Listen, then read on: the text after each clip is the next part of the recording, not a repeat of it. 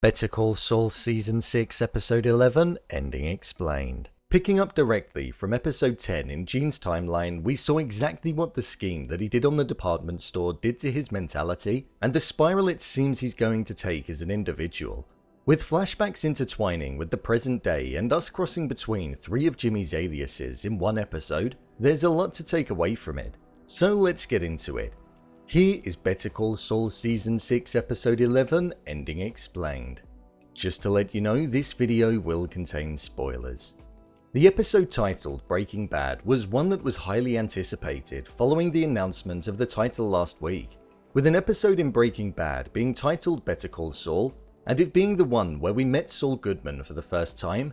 I think it was safe to say that we knew what was coming.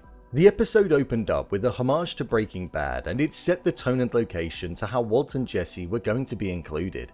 We got a redo of the scene from Breaking Bad Season 2 Episode 8, where White and Jesse kidnapped Saul Goodman after going to meet him to get him to represent Badger, and cut a deal with him in order to not get Badger to work with the DEA, in which Saul originally denied, leading to him being taken. It was a moment that provided familiarity and was great to see on screen. This was the first tease before the titles rolled. After the title sequence, the episode truly started with Francesca going to speak with Gene on the phone. This looked as though it was one of the first times that they'd spoken following all of the events that took place in Breaking Bad. We saw him ask about all of the people that he used to associate with, where it turned out that there was no good news to share at all. Everything was a mess. Even Francesca looked as though she was living a somewhat miserable life in the present day, having to deal with the repercussions and putting up with the law enforcement following her. We saw Gene point her in the direction of some money, but it does seem like their relationship has certainly turned sour now, seeing as though she hung up the phone abruptly. However, before that moment, we saw that she mentioned that Kim had phoned her following everything that went down. We saw in this moment Gene's face change completely, especially when she stated that Kim asked about Jimmy and asked if he was still alive. You'd presume that he hadn't been in contact with her since she left in episode 9, so it came as a surprise to him, and you could certainly sense that. This was then when we saw the Crossroad preview that we got last week. There was a lot of speculation about what the Crossroads were, and it felt like it was now symbolizing whether or not he should reach out to Kim and get in contact with her, which we saw he did make the attempt to do. We found out that she was living in Florida, and that she was working for Palm Coast Sprinklers, where we didn't hear any of the conversation that he had. We had a lingering shot of Gene in the phone booth with the audio of the road being what was present, but when we did pick up with Gene, we saw him smashing the phone booth up in rage. He may have gotten through to her and she just didn't want anything to do with him, or there could have been some worse news. Maybe she's no longer there, or she might not even be alive. We don't know when Francesca spoke to Kim specifically, so something could have happened in the meantime. This was the turning point for the character Gene, and where the Crossroads took on a different meaning, a meaning of law-abiding or not. We saw him return to Cinnabon, where he was staring blankly into the mixer, where you could really sense that he wasn't content with the life he was leading. You could see that the scheme that he carried out with Jeff in the previous episode ignited parts of his brains that he knows that he's good at, and has the opportunity to make more money in. So with that, we saw him then return to Jeff and devise a new plan, even though in last week's episode he said that they should steer clear of each other. Gene knows that deep down he's an individual that loves the game, and the life of working in a shopping mall isn't one that caters for him. He'd rather do what he's good at than lay low. As soon as we saw him reconnect with Jeff, we saw the scheming get underway. We saw them devise a new plan where Gene was meeting with people working in finance at a bar, Jeff was driving the taxi to drop them home and giving them a water with a substance in there that makes them fall asleep, and then Buddy was breaking into their house and taking photos of their identity cards and credit cards in order to sell off their identity. We saw that they were making stack loads of money, and this was when we saw the downward spiral of the character Gene. He quickly slipped back into his old ways, and this was marked by the handing out of the phones, the familiar earpiece that was on the table, and the hiding of the money.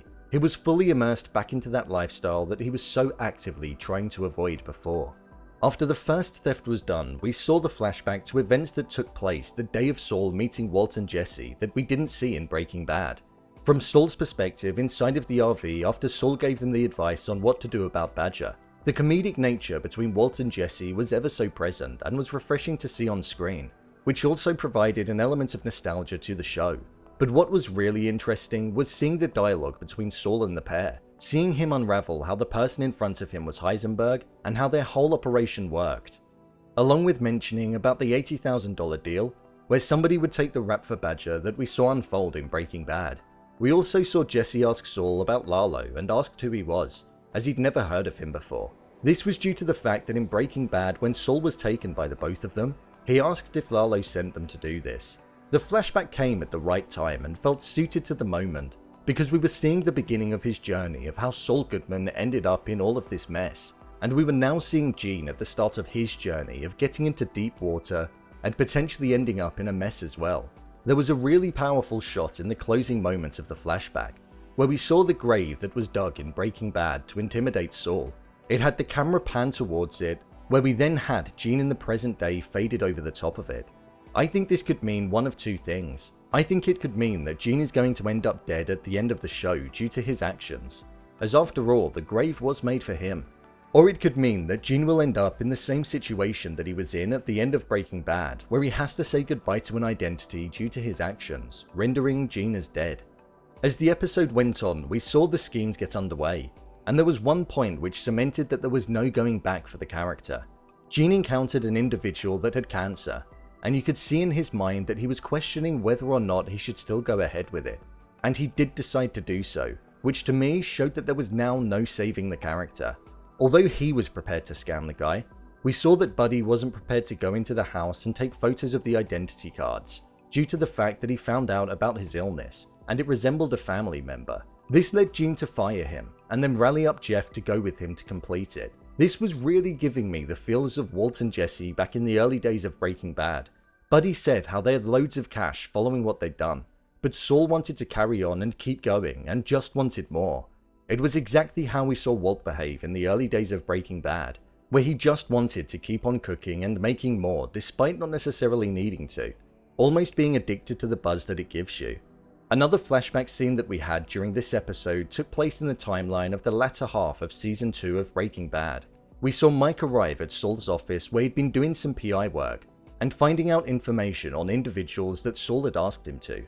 We saw that he'd asked him to find out information about Heisenberg's true identity, and it was here where he found out that he was terminally ill, his name was Walter White, and that he was a chemistry teacher. It made sense now and added up, because in Breaking Bad we saw Saul walk into Walt's classroom out of the blue, and somehow knew his identity and used the fact that his PI tracked him easily as a way of getting on board with him, so it pieced together well. Back in Gene's timeline, as we saw the pair head off to the house of the next victim that was left by Buddy, it was intertwined with scenes from the Breaking Bad era, and it was from the episode where Saul walked into Walt's classroom for the first time and bargained the deal. The last we saw of Gene was of him breaking into the house by smashing the glass and opening the lock of the door. The cuts to the Breaking Bad timeline during this moment symbolized the beginning of the end for the character, and how history is going to repeat itself again. It seems Jimmy will just never learn. I thought this episode was a great one. It was a slow burner, there's no denying that, but it was slightly more stylistic than usual in its choice of lingering shots, score, and also transitions. But I think it worked really well. It was great to see Walt and Jesse on screen despite the fact that Jesse did look considerably older, but it added to the story and provided meaning and value, along with the perspective that we've not seen before, so I'm glad that they weren't just shoehorned in. Gene as we know him is gone, and his inner Saul is back, but I think it could be worse than before. He has no remorse, no empathy, and no sympathy for anything that he's doing, and it's a dangerous place to be. I do hope that we see Kim in the next episode or two, as I genuinely love to see the impact that she has on this newfound Gene that we're watching being born. I think Marion is also going to have a large role to play in the future of Gene. She saw the conversation that he was having with Jeff late at night, and she could be getting suspicious, so I think Gene will have to watch his back. So, there you have it. Better Call Saul Season 6 Episode 11, Ending Explained. What did you think of Episode 11? Leave a comment down below, and don't forget to subscribe. I'll see you next time.